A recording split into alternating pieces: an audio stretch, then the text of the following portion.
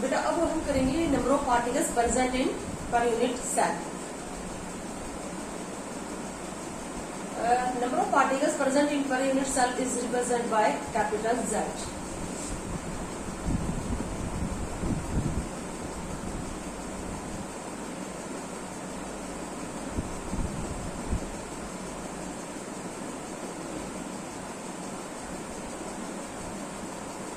सबसे पहले हम लेंगे सिंपल यूनिट सेल में। Simple unit cell, other name of simple unit cell is primitive unit cell. You know, in simple unit cell the number of particle is present only at the corner and our cube has 8 corner and each one particle is present on each corner। हर कोने के ऊपर क्या है, एक particle लगा हुआ है। 8 कोने हैं, तो सिंपल यूनिट सेल के अंदर क्या होते हैं, पार्टिकल सिर्फ वहां पर प्रेजेंट होते हैं, कॉर्नर्स पर प्रेजेंट होते हैं। 8 कॉर्नर है और हर कॉर्नर के ऊपर क्या है, एक पार्टिकल प्रेजेंट है। बट जो कंट्रीब्यूशन है कॉर्नर वाले पार्टिकल का पर यूनिट सेल में जो कंट्रीब्यूशन है वो कितना है। अब आप ये सोचोगे कि जो सिंपल यूनिट सेल हो उसमें 8 कोने और 8 पार्टिकल है, तो सिंपल यूनिट सेल में 8 पार्टिकल प्रेजेंट होंगे। नहीं, 8 पार्टिकल नहीं है, क्योंकि ये जो एक पार्टिकल है ये पूरा एक यूनिट सेल के हिस्से में नहीं आया। एक जो मतलब हमें ये देखना है कि कोई पार्टिकल चाहे कहीं पर भी प्रेजेंट है, चाहे वो कॉर्नर पर प्रेजेंट है या फेस के सेंटर में प्रेजेंट है या बॉडी के सेंटर में प्रेजेंट है या एज के सेंटर में प्रेजेंट है, एक यूनिट सेल के हिस्से में उसका कितना पार्ट आ रहा है। Per unit cell each particle का कंट्रीब्यूशन कितना है। पार्टिकल तो 8 है, लेकिन जो कोने पर जो पार्टिकल है वो एक यूनिट सेल के हिस्से में कितना आ रहा है। अब ये तो 3 डायमेंशनल अरेंजमेंट है ना। अब जैसे कि 3 डायमेंशनल अरेंजमेंट हम देखें तो ये इस यूनिट सेल के इधर यहाँ पर यूनिट सेल लगी हुई है, ऊपर भी 2 यूनिट सेल लगी हुई है, यहाँ यूनिट सेल लगी हुई है, इसके पीछे भी यूनिट सेल लगी हुई है। ठीक है, तो क्या है कि एक कोना जो है वो एक कोने के ऊपर 8 यूनिट सेल बनी हुई है। एक कॉर्नर जो है वो 8 यूनिट सेल का कॉर्नर है। आपको रूम से समझना पड़ेगा, मैं आपको रूम से समझा रही हूं कि ये जो एक कोना है रूम का, हमारे रूम का जो एक कोना है वो 8 यूनिट सेल से 8 रूम से घिरा हुआ है, 8 रूम का कॉर्नर है। देखो सबसे पहले जैसे तुम्हारे सामने जो भी रूम, जिस रूम में तुम बैठे हो उसका सबसे ऊपर वाला कोना देखो। जैसे मैं तुम्हें ये कॉर्नर दिखा रही हूँ, ये जो कॉर्नर है, ठीक है, अपने घर का भी तुम देख सकते हो। तो अभी तुम्हें ये देखना है कि ये जो कोना है ये कितने रूम्स का कोना है। एक तो इसी रूम का है, एक इसके जो बाहर वाला जो रूम है उसका है, 2 हो गए, और 2 इसी के बिल्कुल साइड में, इस रूम के उस साइड भी तो एक रूम होगा और एक उसी के साइड में भी होगा, तो 4 रूम तो हो गए नीचे।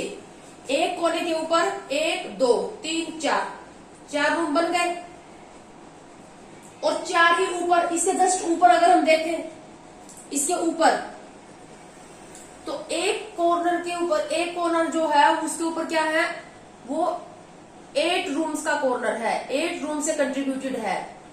तो यहां पर भी क्या है बेटा, मतलब ये जो कोना है, ये जो कोने के ऊपर जो पार्टिकल लगा हुआ है ये 8 यूनिट सेल में इसका कंट्रीब्यूशन जा रहा है, 8 यूनिट सेल के हिस्से में आ रहा है।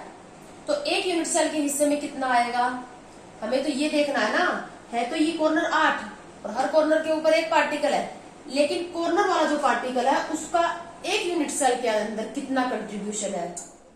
ये तो 8 यूनिट सेल के हिस्से में आ गया एक पार्टिकल, तो एक यूनिट सेल के हिस्से में कितना आएगा, 1/8। एक यूनिट सेल के हिस्से में 1/8 आएगा ना, क्योंकि 8 यूनिट सेल के हिस्से में आ गया ये, तो एक यूनिट सेल के हिस्से में 1/8 आएगा। ठीक है, अब 1/8 ये भी 1/8 आएगा। हर जो कॉर्नर वाला पार्टिकल है उसका कंट्रीब्यूशन पर यूनिट सेल कितना हुआ, 1/8 हर किसी का कितना कंट्रीब्यूशन चल रहा है, 1/8। ठीक है, अब 1/8 को तुम 8 टाइम जोड़ोगे तो कितना आ जाएगा। तो सिंपल यूनिट सेल में पार्टिकल सिर्फ कहां पर है, कॉर्नर पर, और कॉर्नर वाला जो पार्टिकल है उसका पर यूनिट सेल कंट्रीब्यूशन कितना है, 1/8। एक यूनिट यूनिट सेल के हिस्से में कितना आया, वो 1/8 आया, क्योंकि 8 यूनिट सेल के हिस्से में जा रहा है, वो 8 यूनिट सेल में बटा हुआ है। 8 एक कोने के ऊपर क्या है, 8 रूम बन रहे हैं। मैं अंदर की साइड नहीं कह रही, बिल्कुल तुम ऐसे बाहर की तरफ ये कोना देखो, इमेजिन करो अपने घर पे जो भी कोना है, 4 रूम इसमें एक नीचे वाले पार्ट में बनेंगे और 4 ऊपर वाले में बनेंगे। ठीक है, स्कूल का इमेजिन कर सकते हो, घर का इमेजिन कर सकते हो। तो कॉर्नर वाले पार्टिकल का पर यूनिट सेल में कंट्रीब्यूशन कितना, 1/8 यहां से आएगा, 1/8 यहां से, तो 1/8 प्लस 1/8 प्लस 1/8, 8 जगह से 1/8 आएगा। तो total particle per simple unit cell में कितने हो गए, 1/8 into 8 is equal to 1। Z की वैल्यू, जो पर यूनिट सेल में जो पार्टिकल होते हैं उनको क्या बोलते हैं, जेड। तो जेड की वैल्यू सिंपल यूनिट सेल के लिए कितनी होती है, 1। Number of particle present in simple unit cell, simple unit cell में कितने पार्टिकल है, 1। कॉर्नर वाला सिर्फ कॉर्नर के अंदर ही पार्टिकल प्रेजेंट है, लेकिन कॉर्नर 8 है, लेकिन हर एक कॉर्नर में से कितना आ रहा है, इसके हिस्से में 1/8 आ रहा है। तो 1/8 8 जगह से आएगा, तो सिंपल यूनिट सेल में नंबर ऑफ पार्टिकल कितने होंगे, 1। उसके बाद अब हम लेंगे फेस सेंटर्ड यूनिट सेल में number of particles present in face centred unit cell. तो z की जो वैल्यू हो जाएगी वो कितनी हो जाएगी, 1। उसके बाद लेंगे अब हम फेस सेंटर्ड यूनिट सेल में।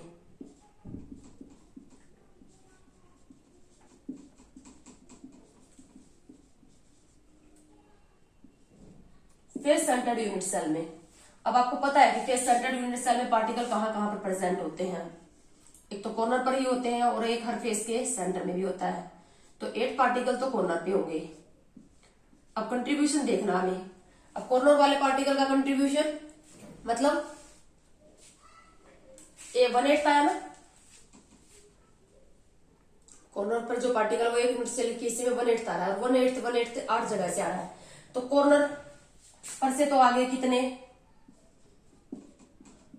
कॉर्नर पर से तो 1 आ गया, यहां पर भी तो आएगा 1 पार्टिकल तो कहां से आ गया, 8 कोनों पर से, हर एक कोने पर से कितना आया, 1/8 8 जगह से आया।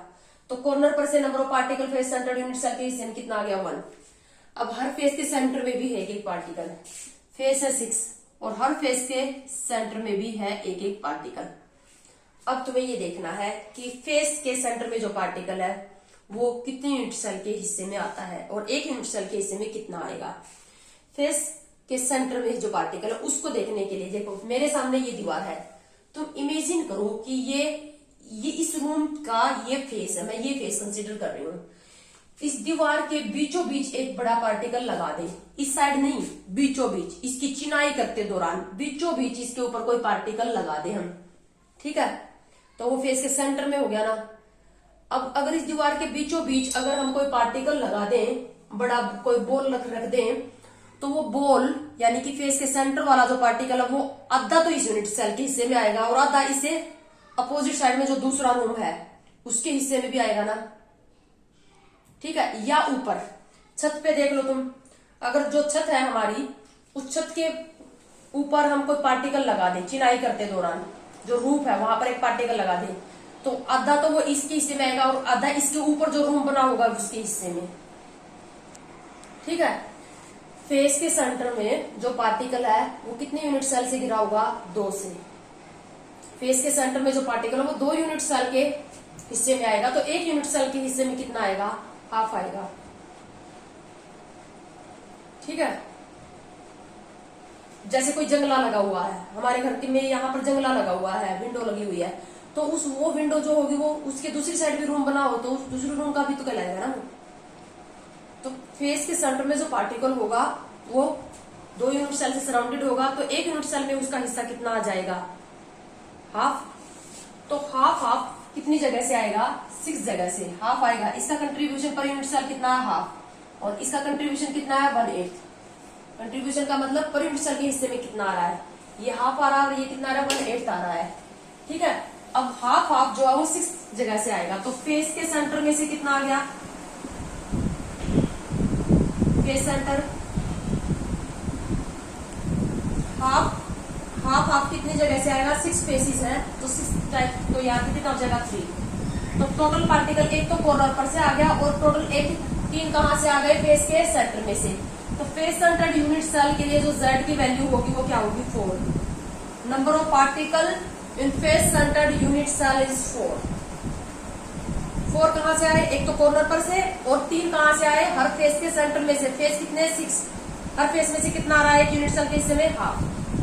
तो टोटल पार्टिकल कितने हो गए, z की वैल्यू हो गई z, यानी कि number of particle in face centred unit cell equal to 4, 1 from corner and 3 from face centre. इसके बाद अब हम लेंगे body centred unit cell. Third जो है हमारे पास number of particle present in body centred unit cell.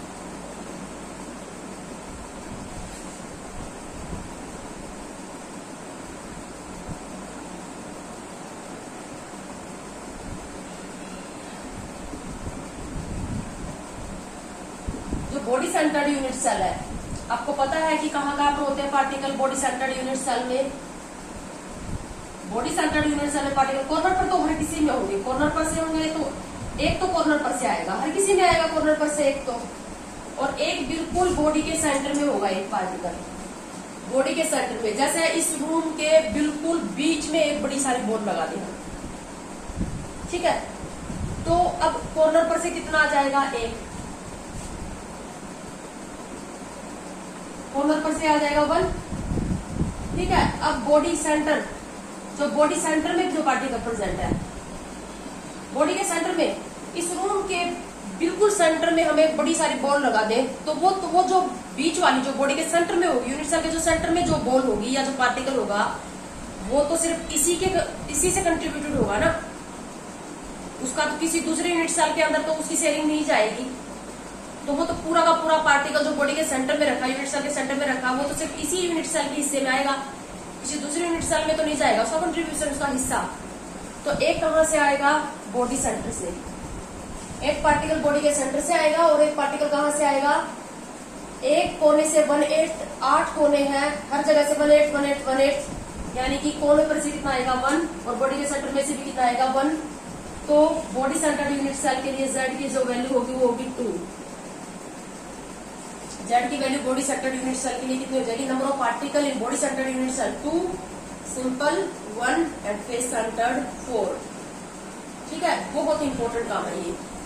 अब ये क्या है कि अगर तुम्हें किसी भी सॉलिड के अंदर पार्टिकल्स की अगर लोकेशन बता दी जाए कि मेरे पास ये सॉलिड है, उसके जो पार्टिकल है वो कॉर्नर पर है, फेस के सेंटर में है, एज के सेंटर में है, तो उससे हमें एक सॉलिड का फॉर्मूला भी निकाल सकते हैं। Calculate the formula of the solid, solid का फॉर्मूला भी हम निकाल सकते हैं इससे, ठीक है। तो ये बहुत ही छोटा सा सिंपल सा काम है, न्यूमेरिकल है, ऐसा पूछा जा सकता है। अभी तो आती हूँ मैं इस टाइप का न्यूमेरिकल आप लोगों को।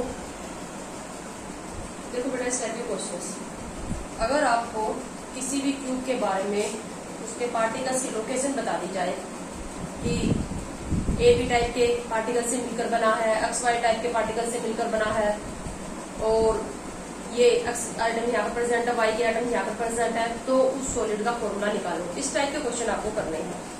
देखो जैसे कि यहाँ पर मैंने एक क्वेश्चन लिखा है, compound formed by element X and Y, X और वाई से मिलकर बना है कोई कंपाउंड यानी कोई solid, crystallise in cubic structure.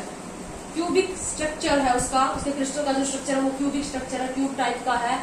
Way Y atoms are at the corner, 2 element से मिलकर बना है, एक्स और वाई से, ठीक है। जैसे कि हमारी अमोनिया, नाइट्रोजन और हाइड्रोजन एलिमेंट से मिलकर बनी है, वैसे ही ये सॉलिड है कोई एक्स और वाई एलिमेंट से। Y atoms at the corner of the cube, Y atoms हर कॉर्नर, जो क्यूब का जो कॉर्नर है उस पे है, and X atoms are at the alternate faces. Alternate, what is the formula of the compound. तो हम लोकेशन ड्रॉ कर देते हैं, क्यूब बना लेते हैं, इसकी क्यूबिक स्ट्रक्चर है। तो जो हमारे पास जो वाई एटम्स है वो कहाँ है, कॉर्नर पर है। वाई एलिमेंट के एटम्स क्या है, कॉर्नर पर है, फेस के जो हमारे पास क्यूब है उसके कॉर्नर पर है। तो एक यूनिट सेल के हिस्से में वाई एटम्स कितने आएंगे, एक यूनिट सेल के हिस्से में 1/8 1/8 1/8 1/8 1/8 हर जगह से आएगा। तो जो वाई एटम आएंगे वो पर यूनिट सेल के हिस्से में कितना आएगा, टोटल 1। पर यूनिट सेल के अंदर जो आइटम्स आएंगे उनका जो रेशियो आएगा वही रेशियो क्या होगा, उस सॉलिड का होगा। उस सॉलिड के अंदर एलिमेंट का वही रेशियो आएगा जो रेशियो एलिमेंट्स का एक यूनिट सेल के अंदर होगा। तो वाई एटम कितने आ गए, एक आ गया। हर एक कोने पर से पूरा नहीं आ रहा, एक यूनिट सेल के हिस्से में 1/8 आ रहा है और 8 जगह से 1/8 आ रहा है। तो Y atom per unit cell कितने हो गए, वाई एलिमेंट के एटम कितने हो गए, 1। अब हमें देखना है, कह रहा है एक्स एटम अल्टरनेट कॉर्नर पर अल्टरनेट फेसिस में प्रेजेंट है। अल्टरनेट फेस समझते हो तुम, एक छोड़ के एक। अब फेस तो कितने हैं, 6, तो तुम ये समझोगे कि 3 फेसिस में है, बट ऐसा नहीं है। अल्टरनेट फेसिस में, अल्टरनेट फेसिस में देखो तुम, अल्टरनेट फेसिस में अगर तुम देखोगे तो क्या होगा, जैसे कि मैं ये मान रही हूँ कि इस फेस के सेंटर में एक पार्टिकल, ये जो दीवार है इसमें चिना हुआ है एक पार्टिकल, तो ये हो गया। अब इसका ऊपर वाला फेस, इसके जस्ट एडजेसेंट फेस में ऊपर जाऊं, इधर से जाऊं तो ऊपर रूफ हो गई, तो रूफ में नहीं होगा। फिर अगर इसमें है तो रूफ में नहीं होगा। फिर उधर इसके जस्ट बैक साइड वाली, जो इसके अपोजिट साइड वाली जो दीवार है उसमें हो गया। फिर ठीक है, फिर मैं मतलब ऐसे घूम रही हूँ, फिर नीचे आ गई फ्लोर पे, फ्लोर में नहीं होगा। फिर अल्टरनेट में देखो ना, फिर वापस यहाँ आ गई, यहाँ है, रूफ में नहीं है, फिर उस दीवार में है, फिर फ्लोर में नहीं है, तो मैं ऐसे घूम गई, अल्टरनेट में हो गया। या अब हम घूमेंगे चारों दीवारों के ऊपर, जो चारों साइड है, यहाँ है पार्टिकल, तो वो वाली दीवार है, वो वाली जो, उसमें नहीं होगा, फिर उस फेस में नहीं होगा, फिर उसमें हो जाएगा, तो फिर इसमें नहीं होगा, फिर इसमें हो जाएगा। मतलब दोनों तरीके से घूम के देखो, ऐसे घूम के देखोगे या फिर ऐसे घूम के देखोगे। तो पार्टिकल कहाँ पे प्रेजेंट हुए, कितने फेजेस में हुए, सिर्फ 2 फेज में। समझ में आया, यहाँ पर है पार्टिकल प्रेजेंट, इस फेस के सेंटर में है, तो उधर जो दीवार लगी हुई है मेरी राइट साइड में, उस दीवार के सेंटर में नहीं होगा। फिर उधर होगा मेरे बैक साइड में, जो इसके अपोजिट साइड में उसमें है, फिर इसमें नहीं है, फिर इसमें है। मतलब अगर आपको अल्टरनेट फेजेस में बोल दिया जाए तो 2 ही फेज में होंगे पार्टिकल। यानी कि जैसे अगर इस फेज में हो गया तो अब इसमें मिलेगा, इसमें है, इसमें नहीं है, फिर इसमें है, फिर इसमें नहीं है। ठीक है, तो 2 ही फेजेस में। और एक फेज में से कितना आता है, हाफ। एक फेज में से कितना आता है, हाफ। हाफ यहाँ से आ जाएगा और हाफ यहाँ से आ जाएगा, तो एक्स पार्टिकल टोटल कितने हो गए, हाफ हाफ 1। तो एक्स और वाई पार्टिकल का जो रेशियो है, एक्स और वाई पार्टिकल का जो रेशियो है वो एक यूनिट सेल में 1:1 है। तो फॉर्मूला भी क्या होगा, एक्स वाई होगा। एक्स वाई एलिमेंट से मिलकर बने हुए इस क्यूबिक स्ट्रक्चर वाले सॉलिड का जो फॉर्मूला होगा वो क्या होगा, एक्स वाई। एलिमेंट्स का रेशियो, पार्टिकल का जो रेशियो यूनिट सेल में है वही रेशियो उसके मॉलिक्यूलर फॉर्मूला में रहेगा। ठीक है, तो इस तरह से बहुत छोटे छोटे से न्यूमेरिकल हैं, आपको करने हैं। बस आपको ये पता होना चाहिए कि जो हर पार्टिकल का पर यूनिट सेल में कंट्रीब्यूशन कितना है। कॉर्नर वाले का जैसे 1/8 है, फेस सेंटर वाले का कितना है, हाफ है, बॉडी वाले का कितना है, 1 है कंप्लीट। ठीक है, एज सेंटर, एज क्या है, और एज की सेंटर में जो पार्टिकल है वो उसका एक यूनिट सेल के हिस्से में कितना कंट्रीब्यूशन है। एज सेंटर, अगर तुम्हें एज के सेंटर में बोल दिया जाए एजिस कितनी है, एज जो है, ये जो एजिस है ये किनारे 12 एजिस है। ये मैं यहाँ पर भी यूनिट सेल बना रही हूँ और हम इस रूम से भी समझेंगे। एजिस कितनी है, 12 एजिस है। देखो ये इस एज के सेंटर में मैंने एक पार्टिकल बना दिया यहाँ पर। ठीक है, ये एक एज ये है, ये भी एज है, ये 4 तो ऊपर हो गई बेटा, 4 ऊपर हो गई, 4 ही फिर क्या हो गई, नीचे हो गई, और 4 ये खड़ी हो गई, तो 12 एजिस हो गई ना। तुम भी देख सकते हो, रूम में देख सकते हो, 1 2 3 4 एजिस ऊपर हो गई, 4 ही एजिस फिर नीचे हो गई, 1 2 3 4 एजिस नीचे हो गई, और 4 ये एजिस खड़ी हो गई। ये एज 1 2 3 4 12 एजिस है। एक क्यूब के पास 12 एजिस है, अब हमें ये देखना है कि अगर पार्टिकल हमें एज के सेंटर में दे दिया जाए, किसी भी एज के सेंटर में दे दिया जाए, तो एक यूनिट सेल के हिस्से में उसका कंट्रीब्यूशन क्या होगा, एक यूनिट सेल के हिस्से में कितना आएगा। हमें ये देखना है कि एक एज के ऊपर कितने रूम बन सकते हैं, कितनी यूनिट सेल बन सकती है, एक एज के ऊपर कितनी यूनिट सेल बन सकती है, ये देखना है हमें। ठीक है, इसके लिए तुम जस्ट इमेजिन करो, तुम्हारे सामने तुम जिस रूम में बैठे हो उसमें जो सबसे ऊपर वाली जो एज है उसको इमेजिन करो। सपोज करो कि यहाँ पर एक बड़ा पार्टिकल है ना, हमने इस एज के सेंटर पे रख रखा है। ठीक है, जैसे इसको इमेजिन करो ये। ठीक है, तो इसके पीछे भी एक रूम बना हुआ है, इसके दूसरी साइड एक रूम बना हुआ है, ऐसे है ना। एक रूम यहाँ है और एक रूम यहाँ है और ये है बीच में एज। ये मार्कर जो है ये एज है, यहाँ पर लगा हुआ पार्टिकल, तो इस रूम के हिस्से में भी आ गया और इस रूम के हिस्से में भी आ गया। ठीक है, और जस्ट इसके ऊपर, इसलिए मैं ऊपर वाले एज का इसीलिए एग्जांपल ले रही हूँ। ऊपर वाली जो एज है उसमें एक बड़ा पार्टिकल लगा है, तो एक रूम ये और एक इसके उस साइड वाला जो रूम है, उन दोनों के हिस्से में आ गया ये। और दो जस्ट इनके ऊपर भी बने होंगे, एक इसके ऊपर बना होगा इस रूम के ऊपर, और एक उस साइड वाले रूम के ऊपर रूम बना होगा। यानी कि एक यहाँ पर बना हुआ है एक रूम, उसकी भी एज है ये, है ना। और दो ही इनके ऊपर, दो रूम ऐसे हैं और दो इनके ऊपर है, तो एक एज कितने यूनिट सेल से घिरी हुई है, 4 यूनिट सेल से। एक एज 4 यूनिट सेल से घिरी हुई है, तो एज के सेंटर में जो पार्टिकल होगा वो 4 यूनिट सेल के हिस्से में आएगा, तो एक यूनिट सेल के हिस्से में कितना आएगा, 1/4। एक यूनिट सेल के हिस्से में कितना आएगा, 1/4 आएगा। एक यूनिट सेल के हिस्से में एज सेंटर से कितना आएगा, 1/4। और कितने हैं ये, एजेस 12 है, और तुम्हें बोल दिया जाए the particle present in the centre of each edge, हर एज के सेंटर में पार्टिकल प्रेजेंट है। तो एज में के सेंटर में जो पार्टिकल वो एक यूनिट सेल के हिस्से में 1/4 आया और 12 जगह से आया, तो 12 इंटू 1/4 इज इक्वल टू 3। तो एज के सेंटर में जो पार्टिकल होगा वो टोटल एक यूनिट सेल के हिस्से में कितने आएंगे, 3 आएंगे। एक एज से कितना आएगा, 1/4। क्यों, क्योंकि 4 यूनिट सेल से घिरा हुआ होगा, वो 4 यूनिट सेल के हिस्से में आएगा, तो एक यूनिट सेल के हिस्से में 1/4 आएगा और 12 जगह से आएगा, 12 एजेस हैं।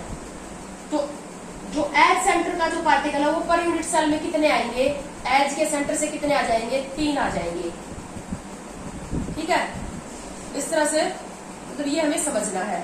अब एक और न्यूमेरिकल है, जैसे मैं यहाँ पर उसकी स्टेटमेंट नहीं लिख रही हूँ, मैं प्रदीप की बुक उठा रखी है मैंने, मानसी प्रदीप की बुक है मेरे पास, उसका तुम्हारे पास ये स्टेटमेंट हो या ना हो समझ लो तुम।